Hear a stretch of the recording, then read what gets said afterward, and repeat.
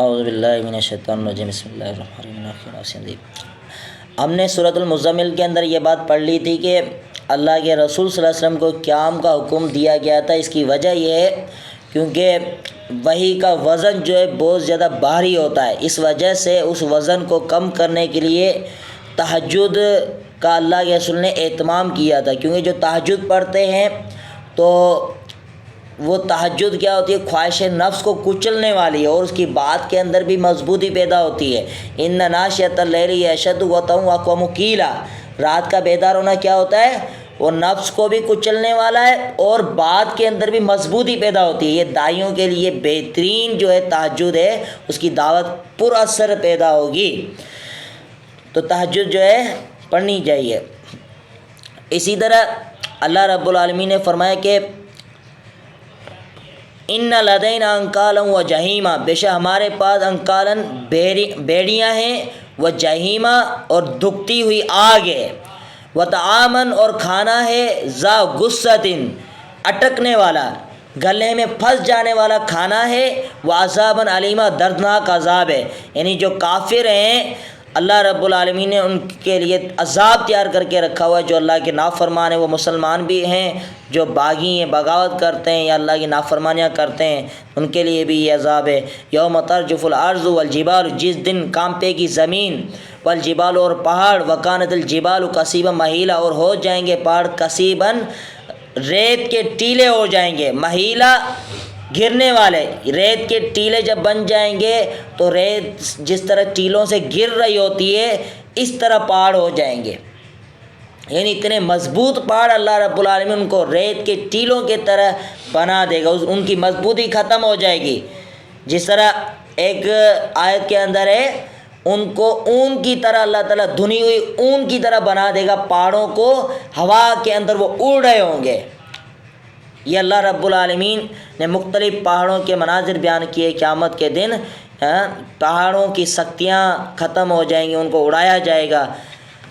انا ارسلنا الیکم رسولا، بے شک ہم نے بھیجا تمہاری طرف رسول کو، شاہدن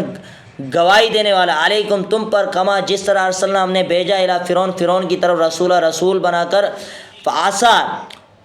فرعون رسول، نافرمانی کی فرعون نے رسول کی، فاخذنا ہم نے پکڑ لیا اس کو، اخذا وبیلا پکڑنا،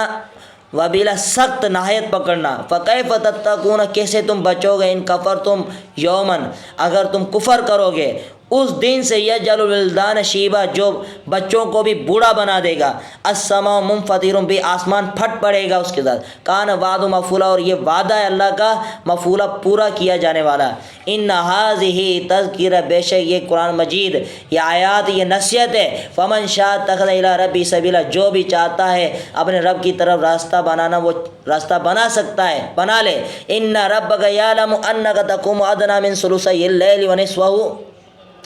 اب یہاں سے پھر قیام اللیل کی باتیں شروع ہو رہی ہیں۔ اللہ رب العالمین نے جب آیتیں نازل کی تھی تو ام عائشہ فرماتی ہیں 1 سال تک صحابہ کرام اور اللہ کے رسول جو ہے 2 ثلث تک یا نصف اللیل یا 1/3 تک صحابہ کرام جو قیام کرتے رہے۔ پھر جو 1 سال کے بعد اللہ رب العالمین نے سورۃ مزمل کی آخری آیت نازل کی، اس کے اندر پھر اللہ رب العالمین نے تخفیف کی ہے، بھائی تم میں سے کچھ جہاد کرنے والے ہوں گے، کچھ سفر کرنے والے ہوں گے، کچھ مریض بھی ہوں گے، تو تم جو ہے جتنا ہو سکتا ہے تم قرآن پڑھ لیا کرو آسانی سے، تو وہ پڑھ لیا کرو۔ اللہ رب العالمین نے پھر تخفیف کر دی تھی، پھر صحابہ کرام نے اور اللہ کے رسول نے پھر اپنے حساب سے وہ قیام کیا کرتے تھے۔ انک ربک یعلم بے شک رب جانتا ہے، انک تقوم بے شک قیام کرتے ہیں، ادنی من ثلثی اللیل رات کے 2/3 کے قریب، و نصف اس کے نصف تک، و ثلث اس کے ثلث تک، و طائفۃ من الذین معک اور ایک جماعت ان لوگوں میں سے جو آپ کے ساتھ ہوتی ہے وہ بھی قیام کرتی ہے۔ یعنی صحابہ کرام بھی 1 سال تک جو ہے 2 ثلث نصف اور 1/3 رات تک وہ قیام کرتے رہے۔ پھر اللہ رب العالمین نے آسانیاں نازل کی ہیں، واللہ یقدر اللیل والنہار اور اللہ تعالیٰ جانتا ہے دن اور رات کے اندازوں کو، کیونکہ سردیوں کی راتیں لمبی ہوتی ہیں اور بسا اوقات راتیں کم بھی ہو جاتی ہیں، دن جو ہے گرمیوں کے اندر راتیں کم ہو جاتی ہیں، تو اس وقت دن کی تھکاوٹ ہوتی ہے، جہاد کی تھکاوٹ ہوتی ہے، بیماریاں بھی ہوتی ہیں، اس وجہ سے جو ہے جتنا ہو سکتا ہے تم قرآن پڑھا کرو۔ علی من سیکون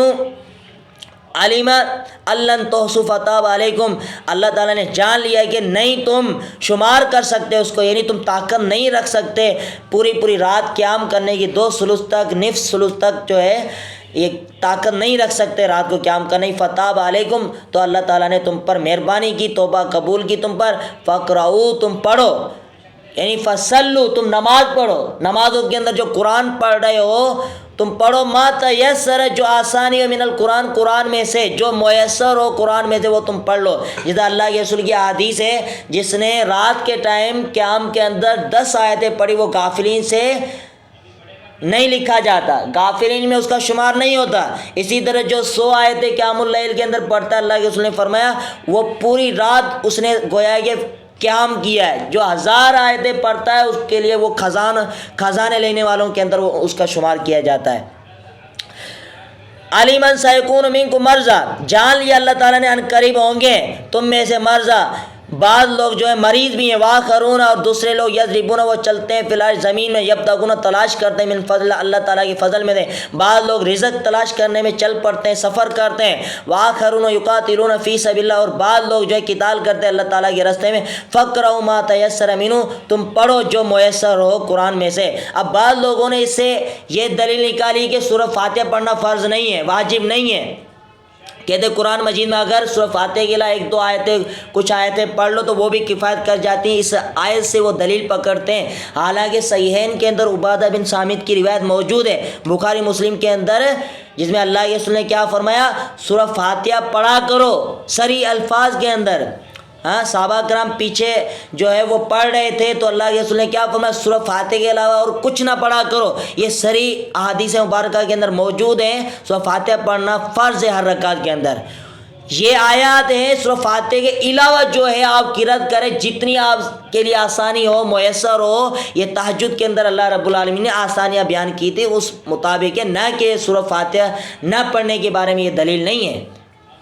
واقیم الصلاۃ تم قائم کرو نماز کو، وآتوا الزکوٰۃ زکات ادا کرو، واقرضوا اللہ قرضا حسنا اور تم اللہ کو قرض دو بہترین قرض، وما تقدموا لانفسکم اور جو کچھ تم بھیجو گے اپنے نفسوں کے لیے من خیر خیر میں تجدو تم پاؤ گے اس کو عند اللہ اللہ کے پاس، وہ خیرن وہ بہتر ہے، واعظم اور زیادہ عظمت والا اجرا اجر کے لحاظ سے، واستغفر اللہ تم اللہ تعالیٰ سے بخشش طلب کرو، ان اللہ غفور رحیم بے شک اللہ تعالیٰ خوب معاف کرنے والا خوب نہایت رحم کرنے والی ذات ہے۔